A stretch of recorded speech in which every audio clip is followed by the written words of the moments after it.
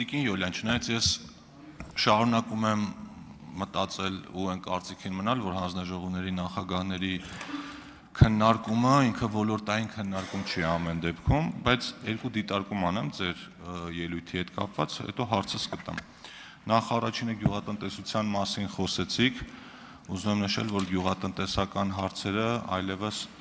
այդ հանձնաժողովի տիրույթում չեն, տեղափոխվել են տնտեսական հարցերի մշտական հանձնաժողովի տիրույթ։ Խոսեցիք պղնձի գների աճի մասին, ուզում եմ հիշեցնել, որ դրա առավելագույն օգուտ ստանալու համար մենք ընդունել ենք օրենք, որով գերշահույթի դեպքում պայմանական պետությունը ավելի շատ հարկ է ստանում։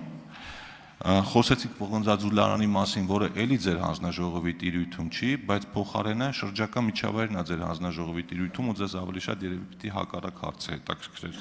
Բայց հիմա բուն հարցից Ներեք Պանթունյան, հարգելի գործընկերներ, խանգարում եք։ Բուն հարցս հետևյալն է, որը պարոն Գևորգյանն էլ տվեցի։ Դուք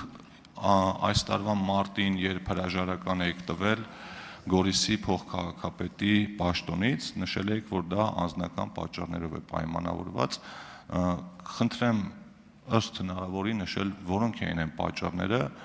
որ դուք այլևս չեք ցանկանում աշխատել այդ պաշտոնը, որովհետև հիմա այլ պաշտոնի եք ուզում հավակնում եք այլ պաշտոնի, ուզում ենք հասկանանք այդ կանխատեսելիությունը որքան է եւ եթե ժամանակը լինի, խնդրում եմ նաեւ պատասխանել որպես Գորիսի համայնքապետ, ինչպես է գնահատում Արուշ Արուշանյանի գործունեությունը։ Շնորհակալություն։ Պարոն Թունյան, ինչ վերաբերում է գյուղատնտեսությանը, ես դրա համար իմ խոսքում նշեցի, որ հաշվի առնելով, որ գյուղատնտեսությունը, այսինքն հղում արեցի, որ թեև հանձնաժողովի գործառույթների շրջանակում չէ, բայց հաշվի առնելով, որ գյուղատնտեսությունը համայնքների տնտեսական զարգացման գործում էական նշանակություն ունեցող ոլորտ է, ես նպատակահարմար գտա բարձրաձայնել այդ մասին, որովհետև որքան էլ որ հանձնաժողովի գործունեության շրջանակը չէ, այնուամենայնիվ կարևոր ոլորտ է համայնքների զարգացման տեսանկյունից, հատկապես այն համայնքներում, որ հենց գյուղատնտեսությունն է տնտեսության շարժիչ ուժը։ Հետևաբար շատ լավ տիրապետում եմ համայնքի գործառույթները ու կարծում եմ, որ փոխկապակցված խնդրահարույց ոլորտների մասին պետք է խոսել։ Ինչ վերաբերում է պղնձաձուլարանի մասին, քանի որ համայնքներ ունենք բազմաթիվ, այո, այդ մասին եւս խոսեցի, որ սոցիալական պատասխանատվությունների շրջանակը պետք է լինի ավելի թափանցիկ եւ քանի որ մենք նաեւ խոսելու ենք հետագայում ապակենտրոնացման նոր հարկատեսակների եւ այլնի մասին, մենք չենք կարող համայնքներում գործող տնտեսվարողների խնդիրը թողնել համայնքների ուշադրությունից դուրս եւ հետեւաբար ճիշտ ու նպատակահարմար եմ գտնում խոսել բոլոր այն խնդիրների մասին ու մարտահրավերների մասին, որոնք կարող են կամ խոչընդոտել կամ օգնել, որպեսզի համայնքները տնտեսապես զարգանան։ Ինչ վերաբերում է ձեր այն հարցին, թե ինչու եմ ես դուրս եկել աշխատանքից, ես ինչպես 2021 թվականին բազմաթիվ հարցազրույցներում ասել եմ, որ հատկապես պատերազմը իմ կյանքը սահմանագիծ ունի, մինչև պատերազմ եւ պատերազմից հետո։ Պատերազմից հետո իմ վերաբերմունքը շատ հարցերում փոխվել է, որովհետև այո, կարծում եմ, որ Հայաստանի Հանրապետությունում պետք է իշխանափոխություն տեղի ունենա, պետք է Հայաստանի Հանրապետությունը ունենա վարչապետ, ով իզորու է Հայաստանը տանելու զարգացման ճանապարհով։ Իմ սկզբունքներին մնացել եմ հավատարիմ եւ այդ ճանապարհն եմ որդեգրել։ Ինչ վերաբերում է ձեր այն հարցին, թե ինչպես եմ ես վերաբերում Գորիս համայնքի համայնքային իշխանություններին, ասեմ, որ ես այնտեղ գրեթե 10 տարի աշխատել եմ, Գորիսի համայնքապետարանը շատ լավ թիմ ունի եւ տարեկան մոտ 60 ծրագիր է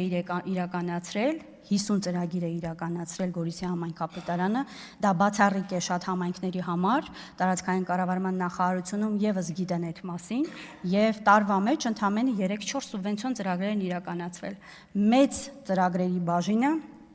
բաժին է հասել աշխատանքային թիմին, արդյունավետ աշխատանքին եւ ես այդ աշխատանքների մեջ ունեցել եմ իմ դերակատարումը եւ հպարտանում եմ իմ անցած ճանապարհով, ուրախ եմ, որ իմ համայնքը զարգանում է, ես ուրախ եմ Գորիս, արձագանքեք։ Արձագանք։ Տիկին Յոլյան, դուք նախկին լրագրող եք եղել, ես էլ այդ ոլորտում փորձ ունեմ ու գիտեմ ոնց կարելի է հարցերին պատասխանել չպատասխանելով, բայց դրա հակադարձ ձևն էլ գիտեմ ոնց անեմ, որ այդ հարցը նորից տամ։ Հիմա ձեզ ուղիղ հարց եմ տալիս։ Առաջին հարցը ինչի համար հրաժարվեցիք, դուք ասում եք ես պատերազմից հետո շատ բաների սկսել եմ այլ ձև նայել, պատերազմը ավարտվել է 2020 թվականին, դուք հրաժարական տվել եք 2026 թվականին, այդ ուղիղ կապն եմ ուզում հասկանալ հրաժարականի ու պատերազմի մեջ կամ Արուշ Արուշանյանի գործունեությանը, եւ երկրորդ ես ձեր աշխատանքը չէի ասում գնահատեք, ես ասում եի նախկին ձեր գործընկերոջ ներկայիս համայնքապետ Արուշ Արուշանյանի աշխատանքը գնահատեք։ Ինչ վերաբերում է իմ լրագրողական գործունեությանը, հետաքննական ոլորտում եմ աշխատել, միշտ ազնիվ եմ եղել, մինչև հիմա ազնիվ եմ։ Ինչ վերաբերում է փոխկապակցված հարցադրման պատասխանին, հիմա 2026 թիվն է, բայց եթե դուք հետ գնաք 2020 թվականից հետո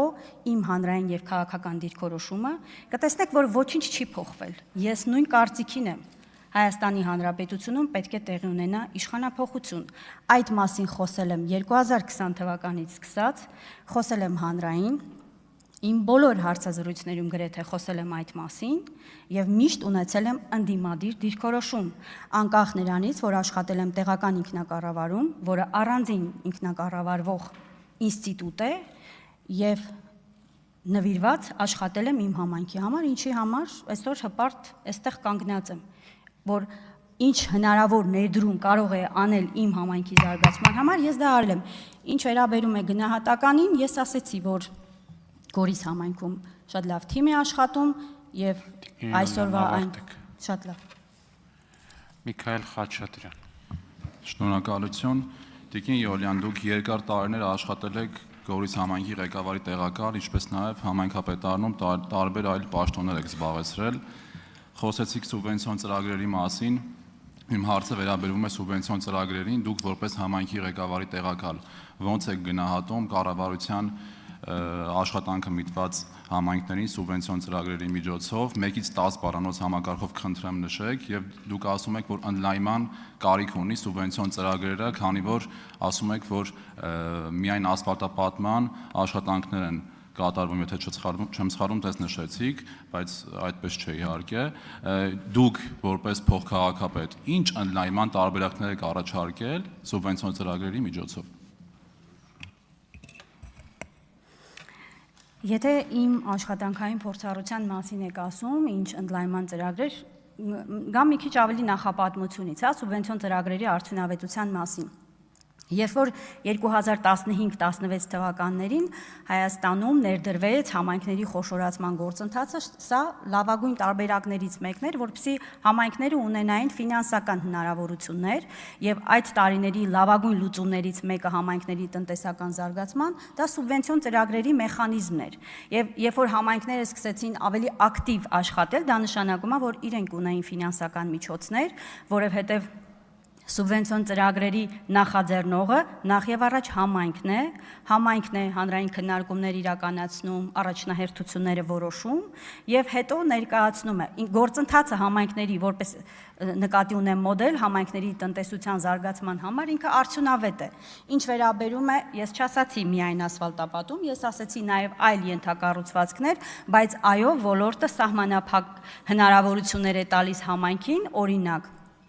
սոցիալական բնակարանաշինության ոլորտում, օրինակ աղբահանության ոլորտում ենթակառուցվածքներ ստեղծելու։ Իմ առաջարկը նա է, որ համայնքներին տրվի հնարավորություն, համայնքներին տրվի գործիքակազմ, որպեսզի իրենք հանրային քննարկումների արդյունքում, իրենց տնտեսական զարգացման ծրագրերը կազմելու արդյունքում կարողանան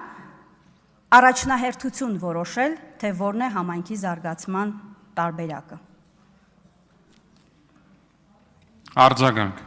Տիկին Յոլյան, տեսեք, որ խոսում եք սուբվենցիոն ծրագրերից, սուբվենցիոն ծրագրերի ֆինանսավորումը էապես մեծացել է 2018 թվականի հեղափոխությունից սկսված եւ հենց մեր կառավարության աշխատանքի շնորհիվ, աշխատանքների շնորհիվ եւ ես ուզում եմ հասկանամ որն է եղել խնդիրը, ինչն է եղել խոչընդոտ ձեզ որպես Գորիս համայնքի ղեկավարի տեղակալ առաջարկություններով հանդես գալ եւ ձեր ասած ծրագրերը առաջ քաշել եւ համայնքում կատարվեն այդ աշխատանքները։ Չնայած Գորիս համայնքում այսօր մենք տեսնում ենք եւ ինչպես նաեւ բոլոր Հայաստանի Հանրապետության համայնքներում, անկախ նրանից ընդդիմադիր թե իշխանական համայնքապետը, կատարվում են բազմաթիվ աշխատանքներ, թե ուղիղ պետական ֆինանսավորմամբ, թե դոտացիաների միջոցով եւ թե սուբվենցիոն ծրագրերի միջոցով։ Դուք հանձնաժողովի նախագահ դառնալու դեպքում ո՞նց եք պատկերացնում ձեր աշխատանքը Հայաստանի Հանրապետության բոլոր համայնքների եւ կառավարության հետ այդ սինխրոնությունը դուք կարողանալու եք պահել թե ոչ եւ ո՞նց եք գնահատում ձեզ որպես գորիսեցիները ձեզ ո՞նց են վերաբերվում քաղաքում։ Շնորհակալություն։ Ես ինձ խոսքում նշեցի, որ 15-16 թվականներին, եթե չեմ սխալվում, հենց 16 թվականին առաջին պիլոտային գործընթացը, երբ որ համայնքների խոշորացման տեղի է ունեցել, սա հնարավորություն է տվել համայնքներին ունենալ առանձին ֆինանսական հնարավորություններ եւ մասնակցել, որտեղ ինչպես մի քիչ առաջ իմ խոսքում ասացի, սուբվենցիոն ծրագրերի նախաձեռնությունը նախ եւ առաջ համայնքինն է։ 1 միլիոն դրամ բյուջե ունեցող բնակավայրը բնականաբար չէր կարող մասնակցել եւ սուբվենցիոն ծրագիր իրականացնել։ Բայց երբ որ համայնքները խոշորացել են, որոշակի ֆինանսական ռեսուրսները տարբեր բնակավայրերի կենտրոնացվել են, սա համայնքներին հնարավորություն է տվել շատ ավելի ակտիվ մասնակցել։ Բայց նաեւ մի ուրիշ վատթարացող բանի մասին ասեմ, որ եթե օրինակ նախկինում համայնքի բաժինը շատ ավելի փոքր էր եւ կառավարությունը ավելի մեծ ներդրումներ էր ունենում, վերջին տարիներին որոշ ոլորտներում այդ ներդրումները նվազել են։ Իմ փորձառության մասին ես ունեցել եմ, քանի որ ժամանակ չկա, ներողություն եմ խնդրում, անձամբ սոցիալական բնակարանաշինության ծրագիր որպես առաջարկ ներկայացրել եմ եւ քանի որ ոլորտում դա չի եղել որպես ոլորտային ընթացակարգ, ծրագիրը չի ընդունվել, բայց կարծում եմ, որ լավագույն մոդելը, որպեսզի հետագայում դա դիտարկվի։ Շնորհակալություն, Զարուհի Բաթոյան։ Շնորհակալ եմ։ Տիկին Յոլյան, ձեր կենսագրականը ներկայացնելիս նշվեց, որ դուք տարբեր ծրագրերում եք ներգրաված եղել, մասնավորապես զարգացման ծրագրերում, այդ թվում իրավապաշտպան ծրագրերում, կանանց մասնակցությունը խթանող եւ այլն, եւ համագործակցել եք բազմաթիվ միջազգային կազմակերպությունների հետ։ Օրինակ, երբ մենք այդ նույն գործունեությամբ էինք զբաղվում եւ հետո նաեւ սկսեցինք քաղաքականությամբ զբաղվել, մեզ սկսեցին պիտակավորել, ասելով սորոսականներ եք դուք եւ հայ ավանդական ընտանիքներն եք քանդում եւ այլն եւ այլն։ Ես ուզում եմ իմանալ դուք ինչպես եք վերաբերվում այս տեսակի պիտակավորմանը, խտրականության խորացմանը, միայն այն հիմքով, որ մարդը իրավապաշտպան գործունեությամբ է զբաղվում, մասնավորապես խոցելի խմբերի, կանանց, հաշմանդամություն ունեցող անձանց եւ այլն, եւ ուզում եմ իմանալ ձեզ երբևէ օրինակ նման պիտակ այդպես կոչել են թե ոչ, եւ ձեր վերաբերմունքն է հետաքրքիր այս տեսակ խոսույթին, ինչու, որովհետեւ այդ խոսույթին շատ հաճախ միանում կամ աջակցում էին, գուցե ոչ ուղղակիորեն, բայց այսպես շատ սոլիդ էին վերաբերվում ընդդիմադիր գործընկերները, նաև ընդդիմադիր ԶԼՄ-ները եւ ինձ հետաքրքիր է ձեր կարծիքը այս մասին։ Շնորհակալ եմ։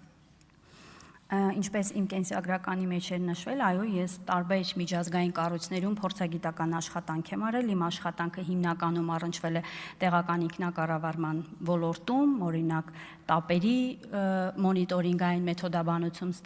ստեղծելու հարցում Հայաստանի գրեթե բոլոր համայնքներում աշխատանք եմ տարել տնտեսական զարգացման ծրագրերի ուղղությամբ, որովհետև ես եղել եմ խորհրդի անդամ գերմանական միջազգային կազմակերպության, որը ֆինանսավորում էր մեր համայնքներին տնտեսական զարգացման ծրագրեր իրականացնելու, այս տեսանկյունից շատ կարևորում եմ միջազգային կազմակերպությունների հետ աշխատանքը, ինչ վերաբերում է ձեր այն հարցադրմանը, թե ինչպես եք վերաբերում խտրականությանը եւ բռնությանը, բնականաբար վատ եմ վերաբերում, բայց նաեւ շատ կարևորում եմ, որ որոշակիորեն արդյունավետության տեսանկյունից այն ուղենիշները եւ սահմանները անպայման լինեն, որոնք կարող են օրինակ մեր կրոնական համոզմունքներին, մեր առանձնահատկություններին, մեր արժեքներին, այսինքն հանրային ընկալման տեսանկյունից պետք է նաեւ հարգել այդ դիրքորոշումը։ Մյուս կողմից մենք Նաև ես ինքս շատ այդ մասին բարձրաձայնել եմ, որ շատ դեմ եմ երկակի ստանդարտներին, օրինակ եթե որոշ իրավապաշտպան կազմակերպություններ, օրինակ ժամանակին, երբ որ բանակում դեպքեր էին լինում, արձագանքում են, ես դա շատ նորմալ եմ համարում, որ եթե որևէ ոլորտում կա խնդիր, պետք է այդ խնդիրների մասին օբյեկտիվորեն բարձրաձայնենք, փորձենք գտնել խնդրի արմատը եւ ձեռնարկենք միջոցառումներ այդ խնդիրները ի նպաստ հանրության լուծելու համար։ Բայց եթե չեն խոսում հիմա այդ մասին եւ չեն խոսում, որովհետեւ դրանով օրինակ կարող են համակարգային վնաս տալ, այլ չեն խոսում, որովհետև երկակի ստանդարտներ ունեն, ես դա չեմ ընդունում միանշանակ եւ այդ մասին կաշկանդված չեմ եղել երբևէ բարձրաձայնելու։ Արձագանք։ Շնորհակալ եմ Տիկին Յոլյան, ես իհարկե կարծում եմ, որ երկակի ստանդարտներից առաջինը մենք ինքներս նկատի ունեմ քաղաքականությամբ զբաղվողներ եւ որոշումներ կայացնողները պետք է հրաժարվեն եւ իհարկե այլ ոլորտի կազմակերպությունների մասով պատասխանատվությունը իրենցն է, բայց ես ուրախ եմ, որ դուք դատապարտում եք հատկապես իրավապաշտպանության հիմքով խտրականությունը եւ այս մասով ես կարծում եմ, որ կարեւոր արձանագրում ենք անում եւ երկրորդ հարցն եմ ուզում տալ օգտվելով առիթից, դուք ձեր բացման խոսքում տարակուսեցիք, որ մենք պարոն Ղազինյանի տեխնացությունը չենք, այսպես չենք ընտրել իրեն Պարոն Ղազինյանի աշխատանքային փորձը մեծ հիմնականում հեծի հետ է կապված, այսինքն հեծում է եղել իհարկե տարբեր կառույցներում, բայց դուք մի քանի տարվա փորձ ունեք համայնքի ղեկավարի տեղակալի պաշտոնում եւ այլ ծրագրերում։ Դուք կարծում եք, որ իսկապես պարոն Ղազինյանը ավելի լավ տեխնացու էր, քան դուք։ Ես կարծում եմ եւ վստահ եմ, եւ դա փաստ է, որ մեր խմբակցությունում որևէ մեկի տեխնացությունը դիտարկելիս համոզված կարող ենք ասել, որ կամ ոլորտային մասնագետներ են, կամ ոլորտում ունեն երկարաժամկետ փորձառություն։ Ես գուցե տեղական ինքնակառավարման մարմիններում աշխատելու փորձառություն ունեմ, բայց ես նախորդ իմ խոսքի ժամանակ էլ ասել եմ, ես էներգետիկ ոլորտում մասնագետ չեմ, փորձառություն չունեմ։ Պարոն Ղազինյանը Հայաստանում ղեկավարել է ամենամեծ ընկերություններից մեկը եւ իր ղեկավարման փորձառությունը, այո, շատ կարեւոր կարող էր լինել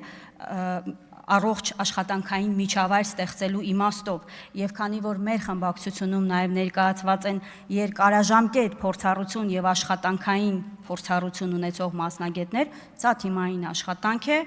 ի նպաստ Հայաստանի Հանրապետության համայնքների զարգացման եւ այս իմաստով կարևորում եմ, արժևորում եմ եւ շատ ցավում եմ, որ պարոն Ղազինյանին